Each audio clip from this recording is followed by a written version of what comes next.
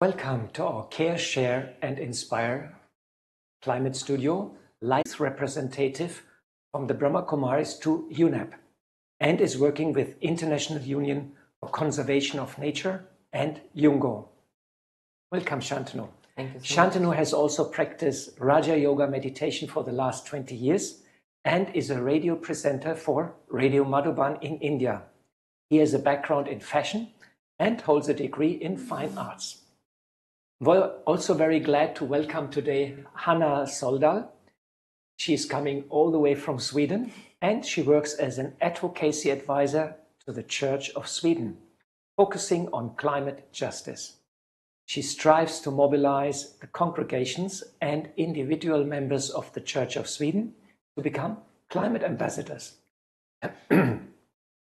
Hanna holds a master in science and ethnobotany. I had to learn this word, ethnobotany, a research field focusing on the relationship between humans and nature. She's also an active opinion maker. And last not least, I would like to welcome Sister Jayanti Kriplani. She is the additional administrative head of the Brahma Kumaris and a spiritual organization with more than 6,000 meditation centers in India and 800 abroad. The Brahma Kumaris is accredited to the UNFCCC since 2009, and Sister Jayanti has been to most of the climate conferences since then. She's also our main representation. Thank you. And let me just shoot off with my first question to Shantanu. You have been already to several climate conferences so far, and you worked also closely with the youth organization of the UN, YUNGO. And I came to know you're a vegan, and the motto is believe that simplicity is kindness. And a very nice motto. Can you tell us a bit what motivated you to become vegan? Emissions. Can a vegan diet bring significant reduction in emissions and turn the tide? Thank you so much, Guru, for inviting me for this talk. And the question is very relevant when you said that methane is one of the primary gases that adds to the greenhouse gases. But people don't know so much about it because the media and the advertisements and the science world draws everybody's attention only to carbon dioxide, because methane gas also comes out from cattle industry, the burps and farts of the cows and so many of cattle. Nobody wants to talk about it because it's like the elephant in the room.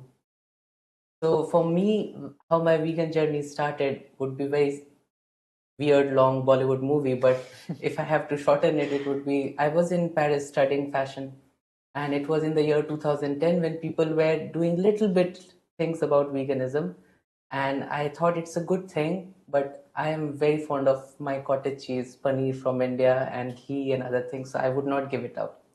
I came back to India 2-3 years. I was working in the fashion field, and one Diwali, the festival of lights, I was in Mount Abu, our spiritual headquarters of the Brahma Kumaris, and there's a fellow meditation practitioner, Manfred, who is a vegan, and he gave me a coconut drink to taste, and I said, it's very delicious. Give me the recipe. He said, you can never make it. I said, why? I can. He said, you can never. I said, give me the reason why I can't. He said, the milk is from the coconuts, the mango is from my gardens, everything is organic, there's nothing from the market. How can you do that? I said, oh. Then I said, are you a vegan that you make your own milk? He said, yes. I said, oh, I wanted to become vegan, but it's very difficult. He just looked at me and said, Shantanu, it's just a thought away. And that sentence kind of, like how in the fantasy movies, when there are powers going on, you see the waves coming in. I felt like something got in me, and I was like, oh, just a thought away. So that day, I still remember the day, 5th of November, I decided, let me try today. Diwali dinner, pulled even a little bit, then I'll eat. But if I don't feel any, from 5th November, in another 2 or 3 months, I found myself doing a lot of activism. The word activism is famous, so I'm using it, but I would say started seeing myself doing a lot of voluntary work for the nature and the environment. So the vegan food lifestyle, veganism is not just a food lifestyle or a dietary conditioning. When you associate veganism with just food, people tend to avoid it. It's about a mindset. And I heard that vegan emissions significantly, which is required to curb the effects of climate change. Wonderful. That's a very nice story how you became vegan. Anna, this is one of your first, this is basically the first climate conference you are entering from the inside. And there are almost 80,000 people, I heard. And we're meeting in this huge expo city, and hundreds of programs are taking place every day, and maybe 50 parallel. And it's not easy to navigate such an event, and sometimes one even feels bewildered. What's your personal motivation? What brings you to the COP? And how is it?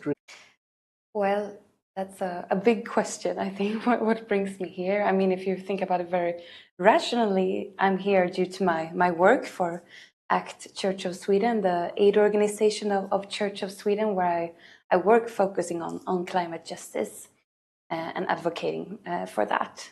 So that's something that I can do here, of course, as well, but in an even bigger scale, and also meet new new friends and the connections who strive for the same thing, like Shantanu and yourself.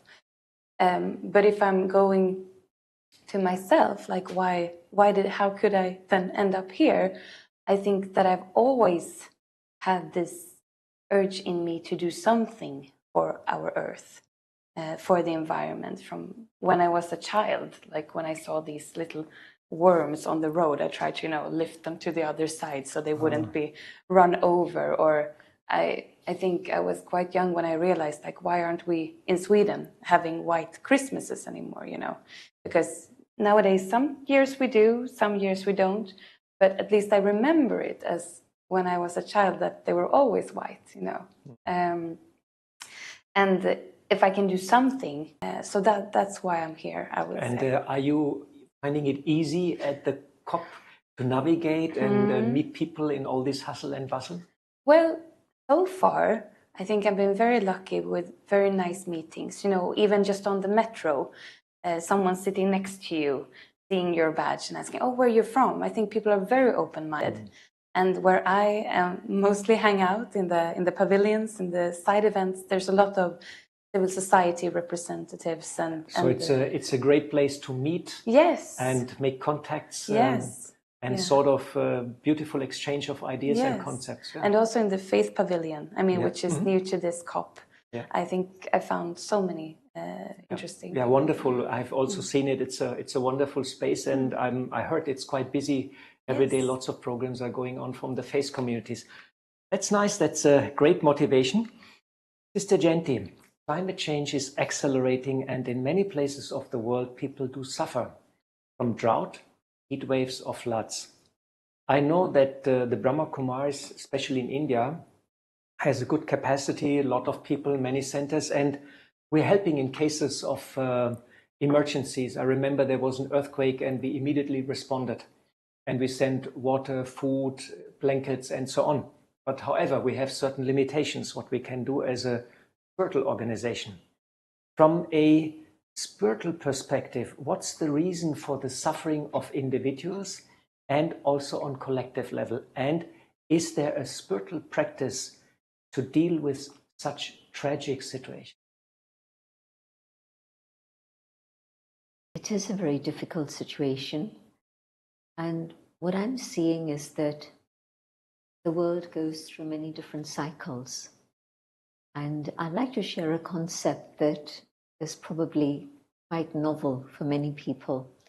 But just as we have the seasons, we have spring and summer and autumn and winter, or we have the cycle of the day and night, in the same way, the world also historically goes through many different cycles. And there's a period in which there's beauty and truth,